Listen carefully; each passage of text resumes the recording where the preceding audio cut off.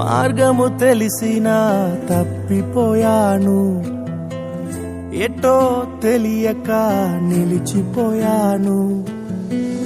మార్గము తెలిసినా తప్పిపోయాను, ఎటో తెలియక నిలిచిపోయాను. 100 మంది కొరకు నీవు పోలేదు,